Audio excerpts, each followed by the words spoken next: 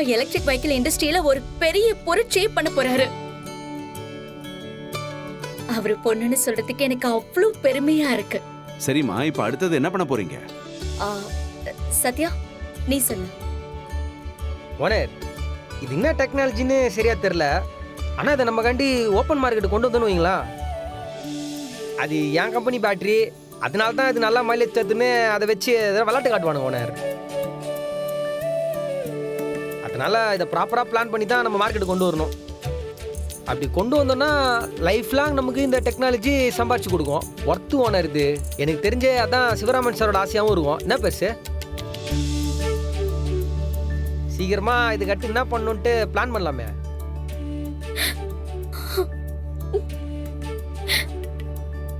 அஞ்சலி, ஏமா கண் கலங்குற?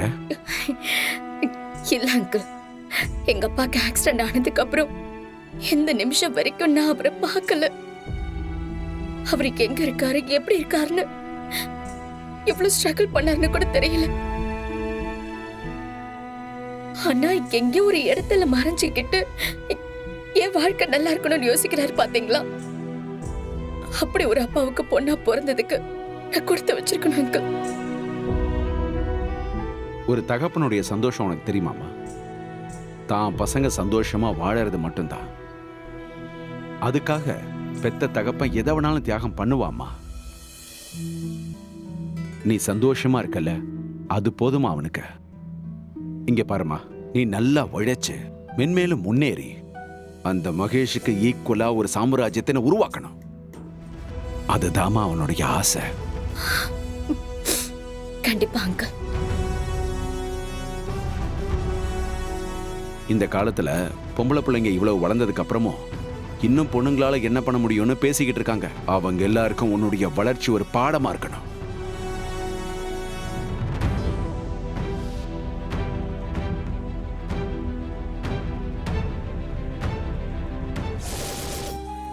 அம்மா, அஞ்சலி, எதுக்கு ஓடி வர? மெதுவா மெதுவா.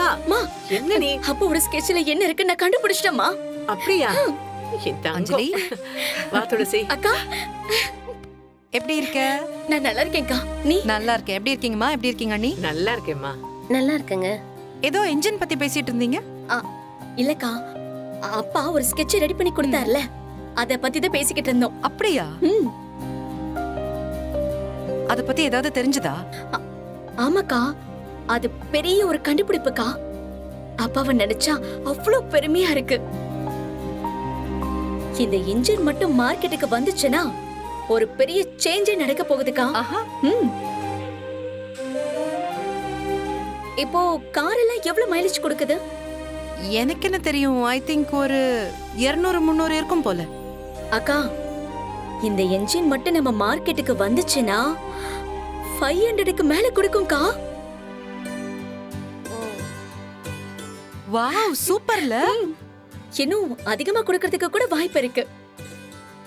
அக்கா, இத மட்டும் நம்ம லான்ச் பண்ணிட்டோம்னு வெச்சுக்கோ, மார்க்கெட்லயே இன்னைக்கு இருக்கிற மொத்த எலக்ட்ரிக் வெஹிக்கிளுக்கும் நாம தான் பெரிய காம்படிட்டரா இருப்போம்.